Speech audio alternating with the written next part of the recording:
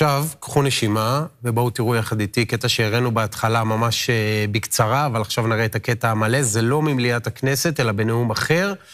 איך נתניהו הגיב לזה שחלוץ ואמיר פרץ התפטרו בעקבות דוח וינוגרד, ואולמרט החליט להישאר בתפקידו ינואר 2008.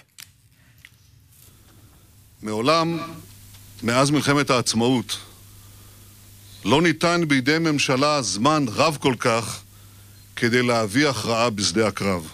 אבל בעוד ששניים מהקברניטים הללו, שר הביטחון אמיר פרץ והרמטכ"ל דן חלוץ, פינו את מקומם, מסרב הדרג המדיני והעומד בראשו מר אולמרט לעשות זאת.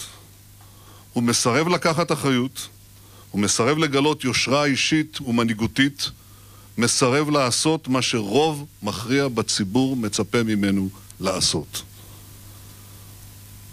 ידידה, יש משמעות למושג אחריות. כשמערכת כלשהי נכשלת כשל עמוק שהתוצאות שלו כל כך חמורות, ראשי המערכת שכשלו חייבים להתחלף. הטיעון שמי שעשה טעויות גורליות כל כך יתקן את עצמו הוא מופרך מיסודו. מי מבינינו היה מפקיד את עצמו בידי רופא מנתח שכשל בניתוח?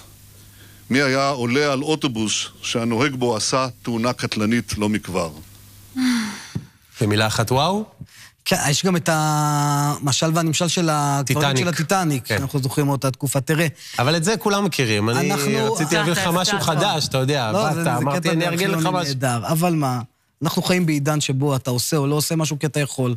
זה קצת הרוח הטראמפיסטית הזאת, ששום דבר לא דבק בך בעצם, כן? הארכיון זוכר, אבל הציבור לא? אתה יכול לעשות דברים מבלי שתהיה לך איזושהי חובה לעשות משהו שיכבול אותך לכללים של הגינות. זה נכון אולי רק לנתניהו במערכת הפוליטית, של איזושהי לוגיקה, של איזושהי קוהרנטיות, וגם נתניהו עצמו, הוא אפילו לא ירגיש צורך לענות על זה. בפעם הבאה שמישהו ישאל אותו שאלה כזאת במסיבת עיתונאים, הוא יתקוף את העיתונאי. הוא יתקוף את העיתונאי, הוא לא ירגיש צורך אפילו אתה אומר מניסיון, מה שנקרא. לדעתי, כמו כל השולחן. ספי מתכונן. אז רגע, חשבתם שזה הסוף. קבלו את המשך הקטע. מה היה אומר נתניהו של היום לנתניהו של אז, שמדבר בצורה מאוד ברורה ומאוד נחרצת. שימו לב. אבל הממשלה בורחת ובוחרת להתנתק מרצון העם ומכאבו. אני מרגיש שנשבר פה ערך האחריות הממלכתית שעד אתמול קיווינו שהוא נר לרגלינו. הציניות השתלטה על הציונות. אחריות זה לא לדבר על אחריות. אחריות זה לעשות מעשה, ובמקרה זה לנהוג כפי שנהגו הרמטכ"ל ושר הביטחון. ועל כן אזרחי ישראל יודעים היום שהמדינה מונהגת על ידי ראש ממשלה שאינו כשיר ואינו ראוי להנהיגה. אני חושב רבים מאזרחי המדינה חשים שההנהגה הזאת דואגת רק להישרדותה. הם שומעים על הנחת הרווחה בלשכת ראש הממשלה, על חגיגות השמחה, והם מתמלאים עצב וכעס.